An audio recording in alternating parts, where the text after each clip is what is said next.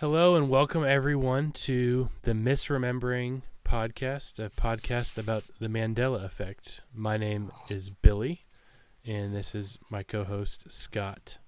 Scott, why don't you go ahead and introduce yourself a little more? Oh, um, well, let's see. I'll be 37 this year, which is pretty old. So I've been around for a long time. Um, my back hurts because I'm 37.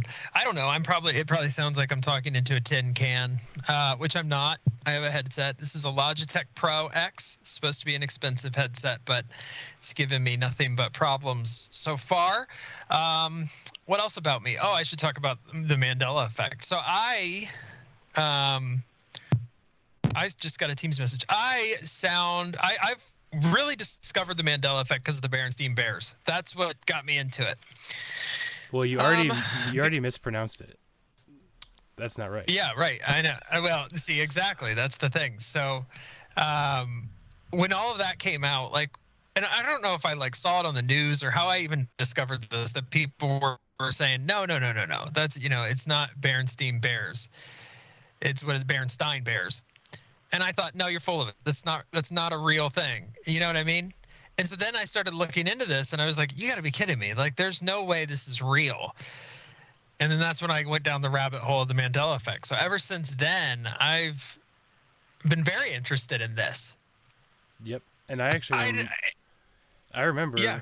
So for those who don't know, Scott and I work together. And you and I used to sit across from each other in the little cubicle thing. And I just one day had said, oh, I must have misremembered. And you poked your head up and you said, that's the Mandela Effect. And I said, what are you talking about? This was probably 4 or 5 years ago now. And then you introduced me to the Mandela Effect, told me about some of the things. And now I feel like I see it all the time. I hear about it all the time. And I introduce people to it. I enjoy talking about it. I enjoy going down the rabbit hole. About what the mass memory issues is truly Mandela Effect. What the definition that it says is it's a mass misremembering of a certain thing, whatever that could be. Yeah. Which sounds like such an easily believable thing, right? That just millions of people who've never met each other can remember something the exact same way, and that is wrong. I find that very sus. I'm not going to lie. The whole explanation for the Mandela Effect I find very, very sus. Yeah. Well, a little history about the Mandela Effect. So the term Mandela Effect didn't start until 2009. So it's not like this thing has been around for 50 years. I mean, this is obviously Mandela died in 2013, but it actually started by a woman named Fiona Broome, where she created a website in 2009, and it was all about detailing the whole idea of the mass misremembering of something. And specifically when she had stumbled upon the fact that there were a lot of prison inmates where when Mandela was in prison in the 80s, that those inmates remember him dying, having a funeral, seeing the casket, all these things. And so he obviously became president of his country later for 5 years and died in 2013. So when he died in 2013, the Mandela Effect again popped up, very popular with the fact that he did in fact die this time. So very interesting that, and the number of people that believe that he had died in prison wasn't just one or two. It was a lot, enough, a couple dozen, I think, is what I remember reading. So that's I don't know. That's interesting. What do you think? Well, there's a lot of people who remember seeing news articles about Mandela dying. Mm-hmm. That's what I find fascinating. Now, this is one that never really got me because I wasn't, how old was I when all this was happening, but and I also just, what do I care? If I'm a kid, what do I care about Nelson Mandela, right? But, sure. And that's not knocking Nelson Mandela, but what do I care when I'm a kid? So this one never got me. I'm like, yeah, okay, whatever. But there are people who say that they saw broadcasts on the news of him dying, and I'm like, that's how do you, I don't know. It's fascinating to me. Yeah, I mean, and then you go down the road of, well, if you remember seeing broadcasts of things like that, is somehow the media trying to do something? And that's not just the news media. With the Berenstain Bears, that's print media. That's a completely different medium. Um, there are all social things that we'll talk about in future episodes, but it's very interesting that the whole idea is that you would say to somebody, "Oh, do you remember?"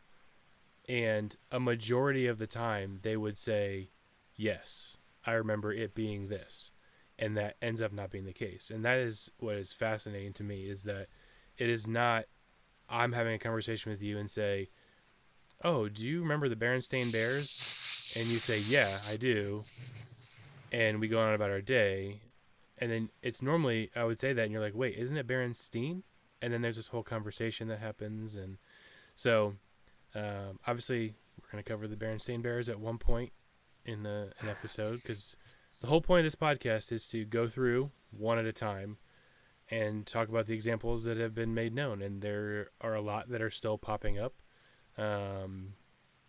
every once in a while. The newest one, which is what we're going to cover in our first full episode, actually caught on TikTok apparently this past February, and before then it wasn't really talked about. So I'm very interested to see as we go on, are new ones going to pop up as we go through this.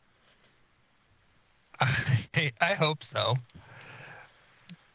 I do, because I get so tickled by these things. I really do. The theories as to what's causing all of this.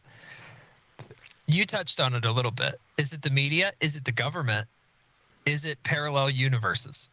And that's the one that a lot of people, they posit that, at the same time that, the multiverse almost, right? Where there's just infinite a number of universes that are happening, and things cause us to go from one to the other, and you might have this small change in the other universe.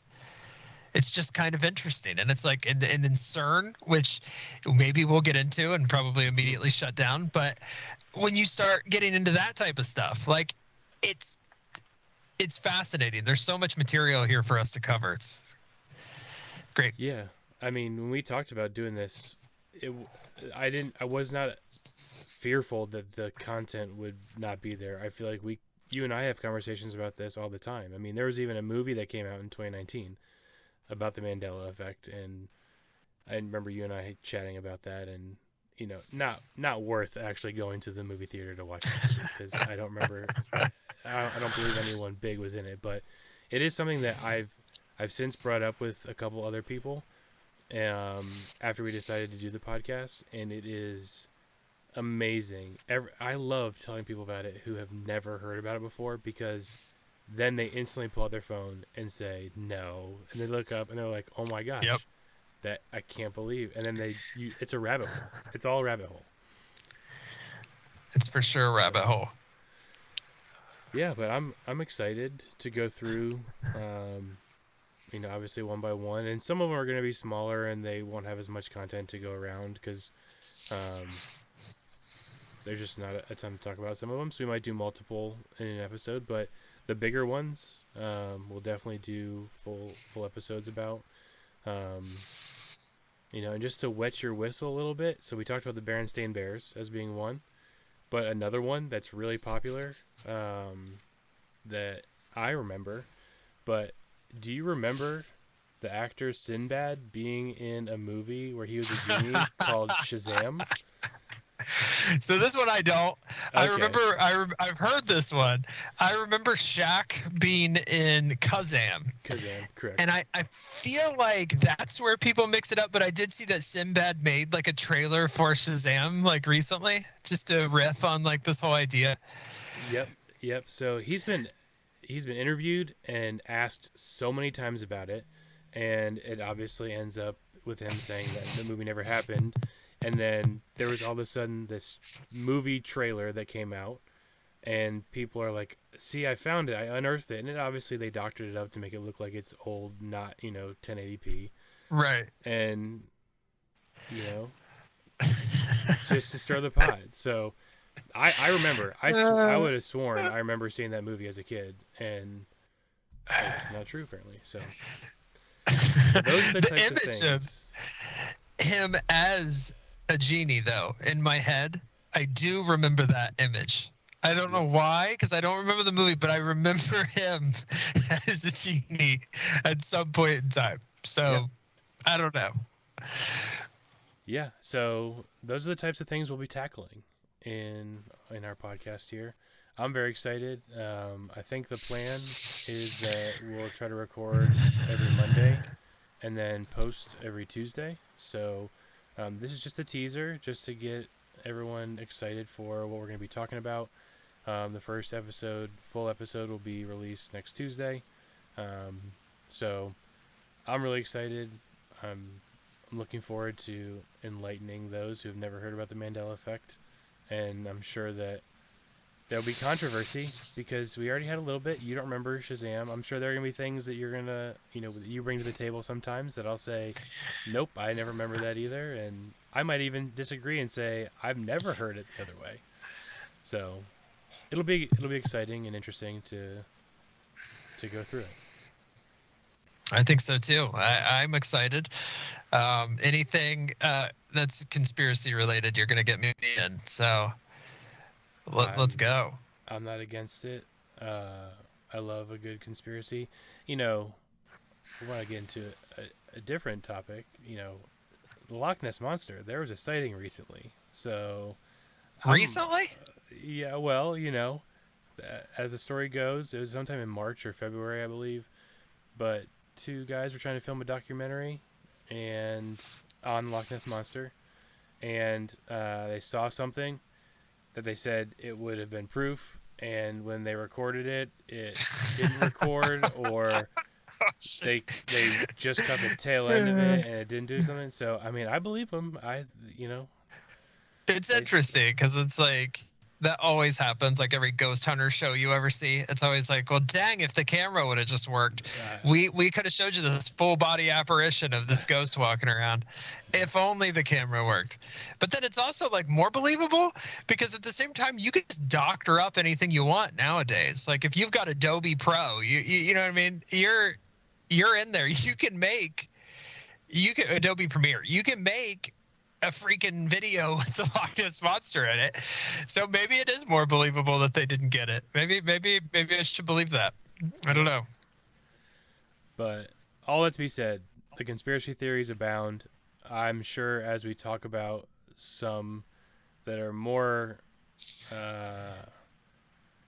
what's what I'm looking for? They're more important than a Sinbad movie being made or not being made, or the spelling of Berenstein or Berenstain Bears. There are some that are a little more, there's more at stake for them. So we might unearth some things and talk about things that others will say that's way too far out there for me to believe, but we ask the feds might come a knocking. Yeah. We just ask that you join the ride with us.